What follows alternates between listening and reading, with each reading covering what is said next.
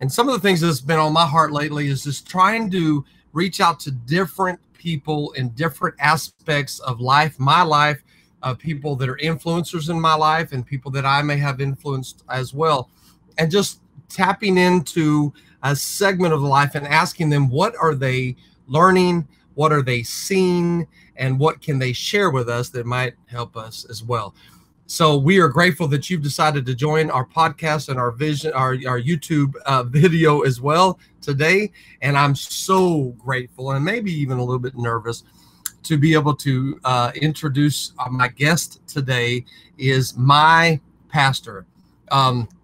We go way, way back, and we've gone through many, many things together. He has not just been someone who speaks into my life, but he's been active in my life as well.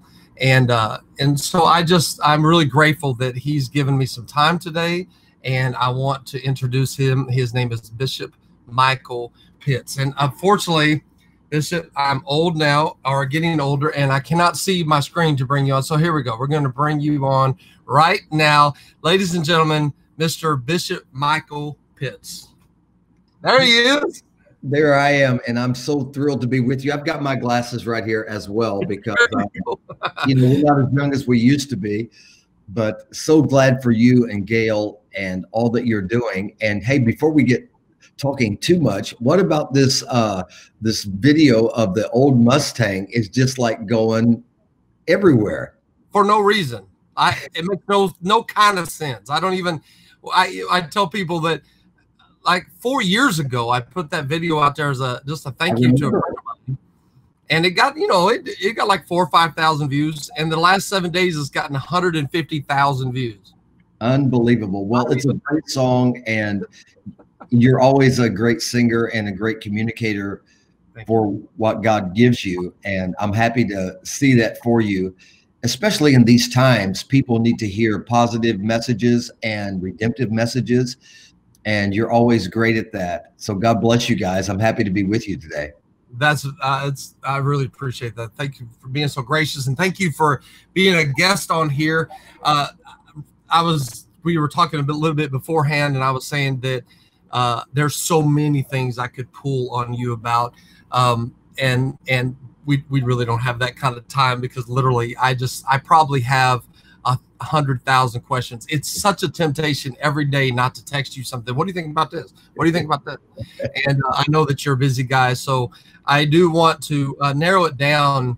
You wrote something yesterday that really struck a chord with me, and I'd like for you, if I don't have it in front of me, I should have had it in front of me, but just to kind of synopsize that quote, and then share with me. I believe what you wrote in that quote is something that everyone listening today really needs a perspective on, and that it might actually be an application that to their life that might actually help today. So go ahead and express that, what you wrote yesterday for me. I was just talking thinking a bit about the importance of learning how to be still and not speaking too soon. Not because I don't want to. All of us want to say something, but maturity teaches us that I shouldn't judge a thing before it's time. And immaturity has a tendency to jump out there too early. It made me think actually about when the lockdown first started nationwide, and a bunch of young people went on spring break anyway. Right. And that caused a lot of kerfuffle, as they would say. Kerfuffle. Well done. There we go. And a lot of confusion, because it is the tendency of adolescence not to understand the importance of time. And I see sometimes in ministries and people and leaders that are acting like adolescents, because they want to gather when we shouldn't gather. They want to speak before they should speak. And maturity sometimes says, let me just kind of hang on for a minute. And I don't have to have an answer when I don't know the answer, because I've walked with God long enough to know that to find the mind of God is not always easy. to know what God is doing in the midst of something that he didn't send, but something that he will use, is still something that we have to think about. So you have a lot of people who just jump out there and they make declarations and prophecies and things that come out of their own human spirit. Yeah. But sometimes in times of crisis, what leaders need to do is not to be theatrical, but to be sensible and stable and consistent, because that's what we need in these kind of times. Well said. And I think that was one of my frustrations when I first started doing it. I would say there was a time not too long ago that I probably would have, as you called it, I would have, oh, I have lost the word now. I would have gotten out there and would have word vomited probably on the whole thing. And I have learned over the years to sit and to get quiet and to really hear from people that I honor as to the way they're perceiving it. And then because of that sitting notion or time in my life, I did notice so many arrogant and just incorrect theology. And all of a sudden we have so many people jumping in and teaching revelations, and end of the world prophecies and it literally got on me as such an irritant.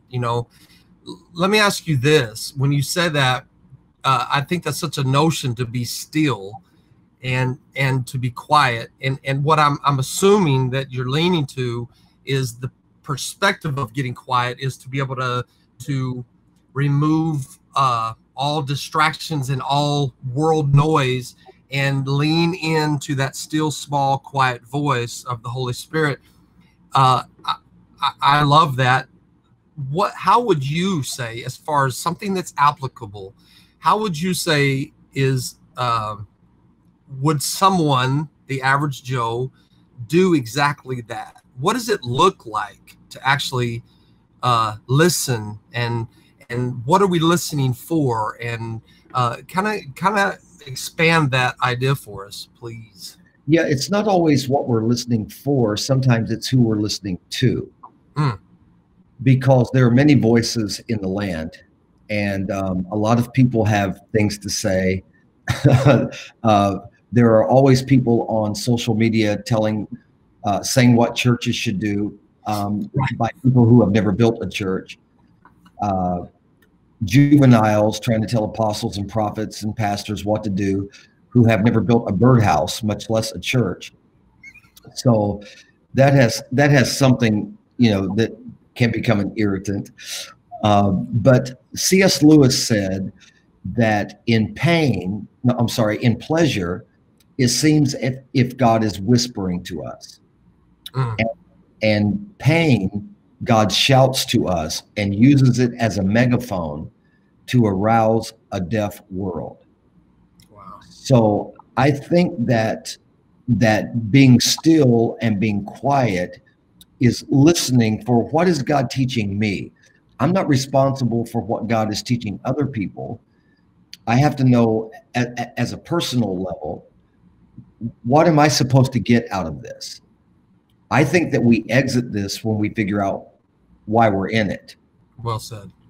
And we are all learning things. Isaiah 30 has been really coming up to me. I don't know, it's 23, 24, 25th verse, somewhere in there. It says that if God should give you the bread of affliction and the water of adversity, then your teachers will be hid no more. And you will hear a voice behind you saying, "This is the way, walk you in it." And it makes me realize that many times in my life, I started walking in a way for good purposes and good intentions and wanting God to bless it. But sometimes you have to be still and realize who your teachers are, which is not everybody. And then I hear the voice behind me saying, "This is the way." So being still is not my forte. I'm an active person. I want to be involved in it. I want to jump out there and do something, hopefully for the right reasons, for the right motivations, all of those things.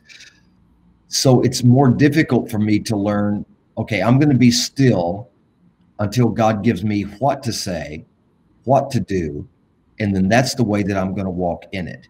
And sometimes it's through adversity that we learn who our teachers are. That's really good.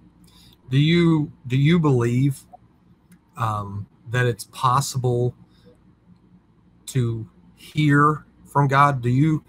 I know that seems like almost a trap question and too general. I was taught. I remember something that has come back to my memory of being young in the ministry, that I was taught that you could ask a question, and you could get quiet, be still, and that you might actually hear an answer. For those that are listening right now, is that, do you believe there's truth in that if we got still and we got quiet, that we might start hearing, or from the Father? Or do you think it's only through the leading of apostles and pastors and teachers? We all can hear from God. God is a speaking God. That's how he's revealed to us in the beginning. God said. So God is always speaking to us. Jesus said, he that hath an ear, let him hear. So God is speaking to us. And that may be a little obtuse for people that are uninitiated to our way of understanding. But God speaks to us through situation. He speaks to us through revelation. He speaks to us through music. He speaks to us through nature. He speaks to us through preachers. He speaks to us through our children. He speaks to us in many ways. Beautiful. It's developing the heart that wants to hear. Oh, that's good. What is God saying to me? And it doesn't always happen immediately. I understand what you're saying. I think the best way is to be still, ask God a question. But I find out that because I'm a little slow sometimes, that God has to send it to me like 3 or 4 different ways. That's fair. That's fair. And then I'm like, okay, now I got it. Now I got it. I think part of that question is coming from also the way we pray, and our prayer is so one-sided. It's all about us just spewing our problems, spewing our circumstances, talking, and then maybe 5 seconds of listening, and then we don't hear. We're like, oh well, why don't I ever hear from God? And it's because maybe we're not taking the time to listen. And so I'm really hungry right now to kind of hear and learn about that perspective. And I love what you're saying. I would say that some of that is the fact that we don't pay attention. It's not just that we don't hear, but we're not paying attention, because so if you look at the children of the promise in the Old Testament, they didn't have a book of promises. They had a land of promises. So the land spoke to them as to where they were. Mountains meant something. Valleys meant something. They named the land based on what they learned about God as they walked through it. And they built altars, and because they didn't have a book of promises. So that teaches me that my environment, my situation will speak to me something about what God is trying to teach me. So I think that in times like this, as you said, we can sometimes be very self-focused. We're working right now with some people in India, because they're saying that in India, more people will die of starvation than of the virus. And for $6, I can feed a family of 4 for an entire week. Wow. I look at the lines in San Antonio, Texas, of people trying to get into the food bank. So that's why it's incredible for things like what you and Gail are doing, and those bags of hope, and how people can help and do that, because sometimes you just need someone to help you get through the moment. And people hear God in those moments. Wow. Jesus said, what you've done to the least of these, you have done it unto me. And it's hard to pray, give us this day our daily bread, and you have no bread. Then you feel like God has forsaken you. So the things that you guys are doing, And anyone that has good sense understands that you guys are traveling itinerant ministries, and most of that has been shut down right now. But you haven't given up. You haven't stopped doing the good stuff. You're still, I mean, here you are with videos going incredible, Yeah. which doesn't pay the bills, but it's fun. Yeah. And Gail is handing out bags of hope, and people are helping. Mhm. And I think it would be a good moment, if I could say so, because I love you guys dearly and think about you. It would really be a good thing right now for some people to just throw a few seeds in your direction. And what's the best way for them to do that? Yeah, well, I appreciate that. We obviously we have our PayPal, and it's funny because I have these little runners here that I got so excited that you were on here today that I forgot to hit them. Do you see that? There we go. That's right now. So wonderful that was on there. But I'll put this up there right now. I really appreciate that. Well, that shout out to us, and Gail is Gail inspires me. Yeah. Gail is a lot like you. She's a doer. She's motivated. She's the power behind the engine. I mean, she's the goer and the doer, and she's always thinking and always pursuing. And I just appreciate you honoring her like that as well. Well, here's the thing.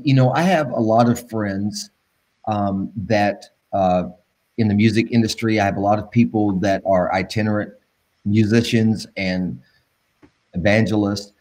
And just as our church doors are closed, we're able to do things virtually, which is incredible. But yeah, everybody feels a little something. But I think that sometimes it's in the midst of trouble that you pay attention to who is drawn to you. Wow. And who sows seeds to you. I have sitting right here on my desk, right here, a letter that I was writing today because we have a family in our church who is having a funeral this week. And they can't gather people. So I thought, well, let me write them a letter. Wow. That someone can read to them. You never forget those things. You never forget who remembers you in tough times. And there are people that have been blessed by your music, people who love you, people who care about you, that right now would be like a really cool time for someone just to say, you know what, I'm going to go to I'm looking at PayPal me / Johnny Rowlett. And just say, you know what, we just want you guys to know we care about you, and you're helping to feed other people and blessing other people. But we're going to make your life just a little bit easier right now. So I'm hoping your friends and my friends will do that. I appreciate that, Bishop. And I'll close this with saying we had a wonderful international prayer. Crazy good. Meeting. It was wonderful. Yeah. And one of the moments that really stood out to me was Pastor Ophir from Mexico talking about the spirit of the Father. And and I was just talking today on my short word about when the disciples came to Jesus, they could have asked him, tell us how to do miracles, tell us how to walk on water, teach us how to feed the 5,000. They said, no, teach us how to pray. Right. And I found that so powerful. But what then struck me, and I almost just had to stop, is the first words was our Father. Yeah. And it just bore witness in my spirit and got me to the place of tears, of just that idea that it all starts with how you see God. And I see him not as a far off, distant creator, wrathful, angry God, but rather a father. And I think sometimes the way that we have relationships on this earth are through a father spirit, a father like a fathering spirit, people like yourself. And so I'm throwing that honor back towards you. And I appreciate you being a father figure in my life. And I just want you to know that I honor you and I appreciate you.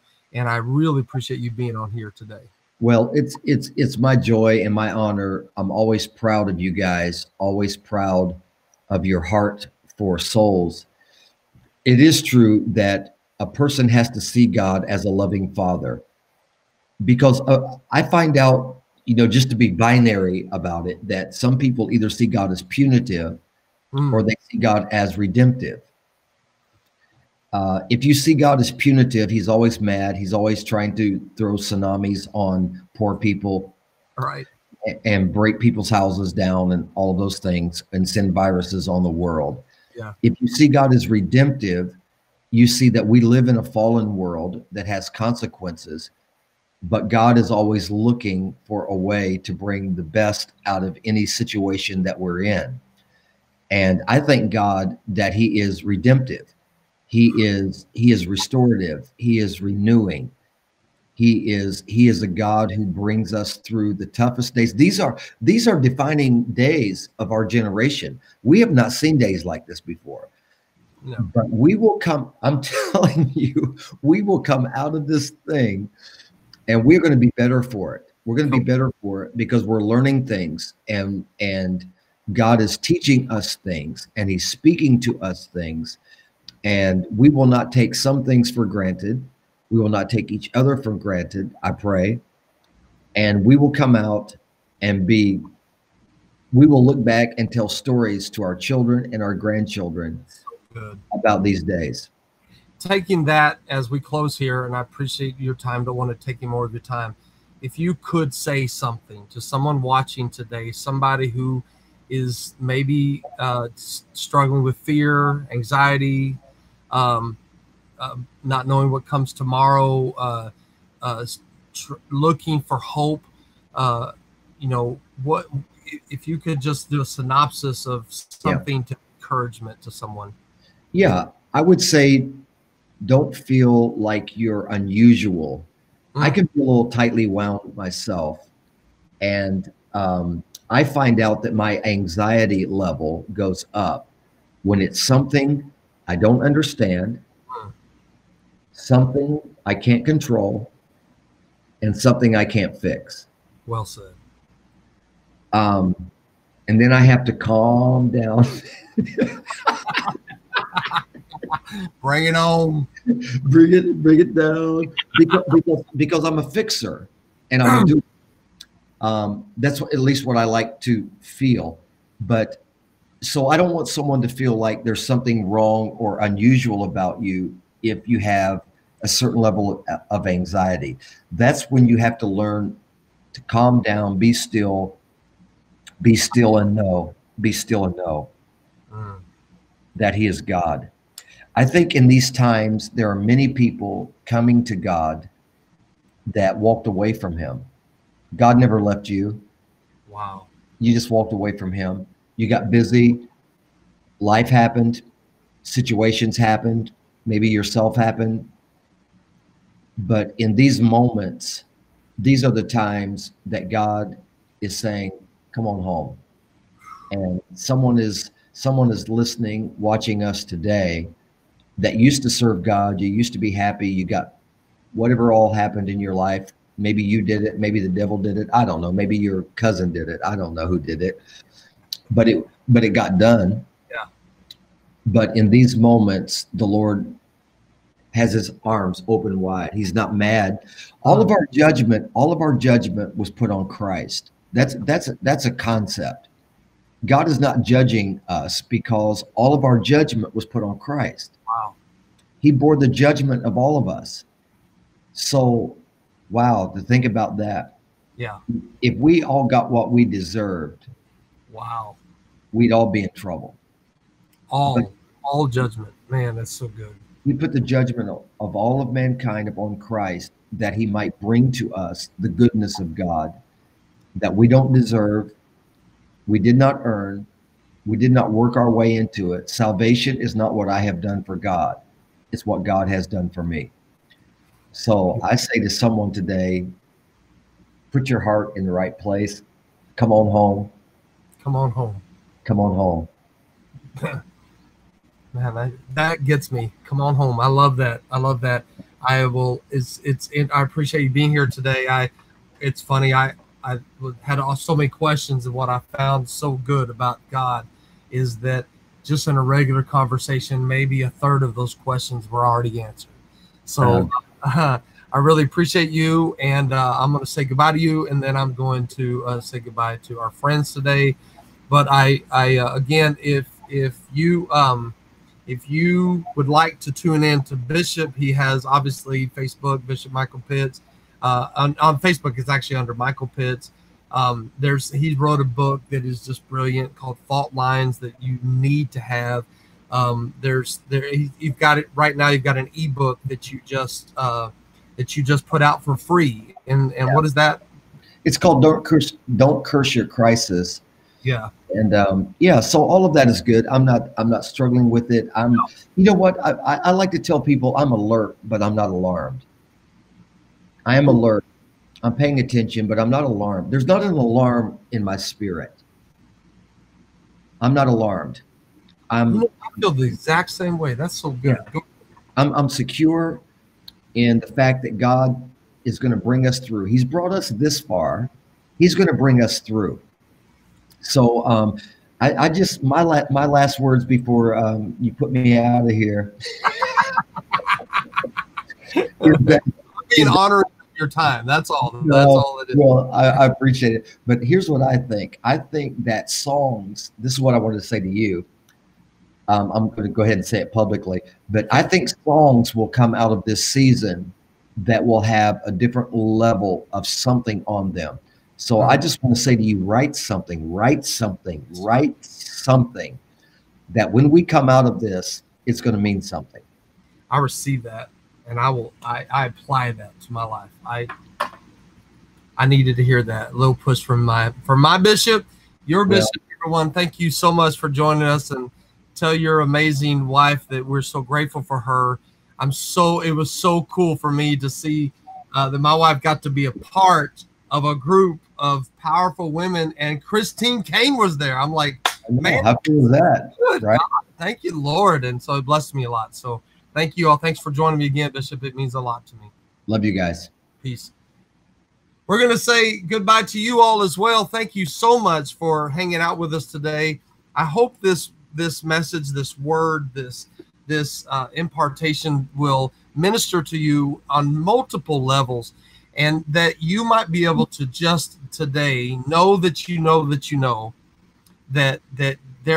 your God is Father God, and He is for you, not against you. He is calling you to Him. Today in my short word, we talked about when Jesus was given the example of a friend knocking on the door and just beating down the door, and the father was on the inside and said, hey, I'm with my children and I'm in bed. And it struck me that we can either be on the outside of the house beating the door down, or we could be on the inside and be a son or a daughter. And I implore you today to seek Him, because his heart is that you be on the inside with Him, that He calls you son and daughter, and that you are at rest with the Father. Just know that Gail and I care about you. We appreciate you, and we're so grateful that you are a part of our ministry, and that if you're viewing this for the first time, make sure that you let us know. Let us find a way to connect with you. Thank you for joining us today, and thank you to my guest, Bishop Michael Pitts. God bless you all. Have a great day. Be blessed. Bye-bye.